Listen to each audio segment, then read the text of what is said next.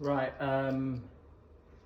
good afternoon, Year 10s. I'm just going to quickly run through what I would have done in this lesson. I spent a long time planning this lesson, so it feels really not that great to just set it as cover. But I'll upload this PowerPoint on Google Classroom.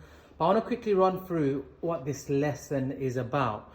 So we're already, I don't want you to fall too behind in terms of your learning.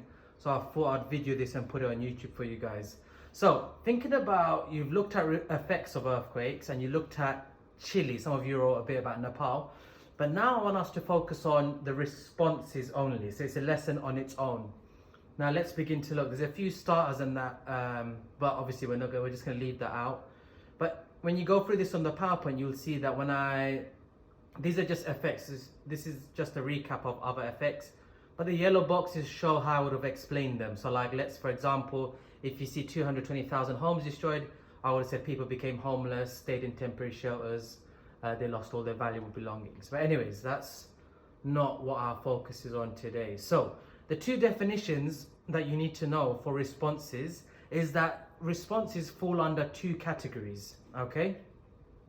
So they can either be an immediate response or a long-term response. Think about it. If an earthquake was to happen right now, what would the response be? And who is willing to go out their way to help? So let's begin to have a look at that. So when you are writing notes, which you'll be asked to just make quick notes, just make sure you've got a quick note of what this is. Immediate responses. So immediate responses are what? This is something that is carried out as soon as possible. So some of you may have seen there's a huge emergency, a disaster happen. The first thing you'd see is that people send over emergency blankets, tents, food, medical supplies. That is an immediate response. And usually countries ask other countries for help. And we're going to look at what Nepal did. Or you could think about a long-term response. So not something that saves lives straight away, but something that focuses on rebuilding the country over time. So the next one is called long-term responses. So something that is carried out over a longer period of time. But the goal is for long-term response is what? To return lives back to normal again. So one example of that would be like, let's rebuild houses. Instead of allowing people to stay in shelters, why don't we build houses again? Anyways, let's go into it. Right, so all I need this is the most important part, is the actual context, the content of the actual stuff you need to know about Nepal. So you need to know basically around 2 or 3 examples of immediate responses in Nepal. So let's have a look at this photo. So this photo, automatically we can see a group of people that have been sent across. Okay, so maybe some emergency rescue team. We've got here some tents being provided by some organization, potentially helping people in that time where they've lost everything. We've also got some aid parcels being sent through, which could be sanitary supplies. It could be, clean water, because people have lost everything. They've lost access to electricity and water. And we've also got this, if you can see, it's like a tent with like a kind of hospital sign on it. So it's basically something called a field hospital. So I'm going to run through each one of these. When you get a chance, when you pause the video or when you're writing, you're looking at the PowerPoint, just make quick notes in a brainstorm or something. So the first one, if you can see this, it says, what happened actually? From the UK and India, they were the first 2 countries to come over and quickly send international support. They sent rescue teams, they sent specialists to be able to go out and look for survivors under rubble. And we're going to link back to our next lesson, which is another video, which is to do with wealth, as to why couldn't Nepal do that themselves? Well, we'll look at that later. But first of all, you need to know one immediate response was that actually many lives were saved because of rescue teams being sent across through India and UK, which massively helped save a lot of lives. Then we've got the tent. If you look at the tent, 500,000, so little stats like this you need to remember, 500,000 tents were provided for who? Again, the tents will be provided for the homeless. But again, if you were to explain it, what would you say? Well, actually, this helped many people with providing safety and security, especially when all their belongings and valuables have been lost. The UK aid, as you can see in that image, was what exactly? It was medicine, vital medicine, and even like tablets to clean water. It's called water purifying tablets. All those things were necessary, especially when disease began to increase within the area. And the last one you can see is what are these field hospitals I spoke about, because you need to think about it. Many of these hospitals were completely wiped out, and because there was no way of traveling, it was so important that these quick on the field, on literally grass, doctors and medical agents quickly set up hospitals on site. And why was that important? Because again, it was important to save lives, because there were many injuries, many people badly hurt, and there was no time for people to go hospital, and all the resources were literally there. Okay, so these are the only 3 or 4 I need you to remember. I would go for field hospitals, rescue teams, and probably the tents, whichever one you can remember.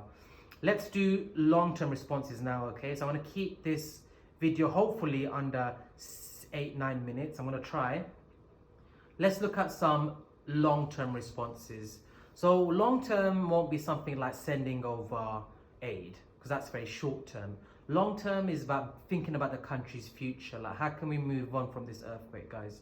So first of all is, let's begin to understand what can planners and engineers now think about how the way buildings are made. Okay, because really and truly many people died because of the buildings collapsing, so we can do something fixing our buildings. Okay, so let's have a look. What the Nepal government did was they made sure that buildings had codes. So when we look at Lister, you see all the building codes. We've got fire exit signs, we've got lots of signs on doors in which way to walk. These are all building codes, and the way the building is made with certain structures and pillars. So basically they really considered safety procedures in their buildings now.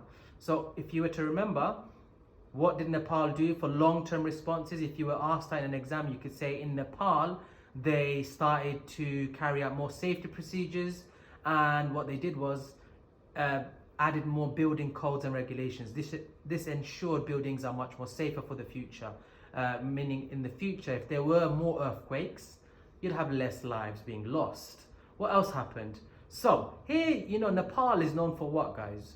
It's known for its, like, its mountainous regions, Mount Everest. So many people really every year travel to, obviously, Nepal for tourism. Now you got to really think, wait, what does this have to do with a long-term response? So what Nepal did was,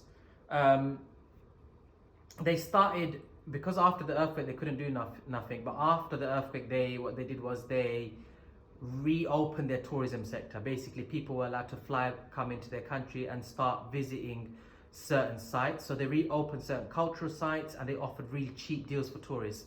But why is that a good thing? You need to think about it. This will slowly rebuild Nepal's economy. It'll also create millions of new jobs. And actually what's better is give people jobs and let them rebuild their lives instead of relying on aid and supplies from other countries, which actually just builds up a country's debt. So actually invest in your tourism sector, and that will hopefully improve your economy. Okay, and that is a much better option, supposedly better than, let's say, immediate responses. And the last one, guys, is here we can see a group of countries meeting up together. What this was that in June 2015 a conference was held. Nepal reached out to its fellow countries, and they began asking for help and support for a fund to hopefully allow their country to rebuild infrastructure. There's no point creating more tents when you can rebuild homes, rebuild roads and ports, or whatever they want to rebuild in terms of, like, improving their country, going back to normality. And that is really important for you to understand, guys. Okay, let's have a look. Is there anything else? I just want to quickly run through this. If you were to say, guys, I just want you to run through this. If you were to say which one was more important, this is a much more thinking on the spot question. Which one is more, let's say, important? Like, which one in your opinion is more important? I'm just going to run through these. We would have done this in class, but let's run through immediate responses. Yeah, like, why would you say actually immediate responses are more important? Okay, and that's an important skill we're going to focus on when you come back. So if you were to argue which one was more important, I know some of you would be like, sir, I think immediate responses are more important because it actually saves lives. Well, actually, what about long term? That could be also important for various reasons. Let me just run through this, and I want you to write notes on this as well, please. So we're going to stop your lesson up until here. So hopefully you have a page worth of notes, okay? That's all I'm asking for, maybe a bit more. So immediate responses are more important because what does it do? It actually saves lives. It saves lives and it gives a chance to people to survive, because this is more important. Because why am I providing people medical supplies and food and water? Because I actually don't want people to lose their lives. And that's why immediate responses are more vital, because in that moment they need those responses. So actually it saves more lives. That's why it's more important. Immediate responses give food and water when they need it the most. And actually without this aid, they're going to struggle even more. So that's another reason why you could argue why immediate responses are more important. And lastly, you could say that actually some countries like Nepal are actually really poor. So they need support from other countries because they don't have those kind of, the kind of level of service and support to have those kind of rescue efforts. So actually these are the reasons why immediate responses are more important. Let's look at some long-term reasons, and I will be done in 30 seconds. Long-term responses are more important because what? They need to start rebuilding their lives again. They can't always rely on aid. So you can argue, say, actually, relying on aid isn't the solution. You should really help people get their jobs back on track, create more jobs. So long-term is more important. That's one reason. And you could say that actually safety, long-term safety is much more important. Building codes is more important because there's going to be more earthquakes to come. So if you're not prepared in that way and you're spending all your money on immediate responses, then actually you're going to have more people die in the future. Read this as you go along. And last one, relying on international aid will just increase debt. Money should rather go on rebuilding the country, help the country move on.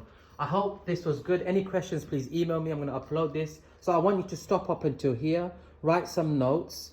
We can't really do an exam question. We'll come back and hopefully go over this again. Please make sure you go over this.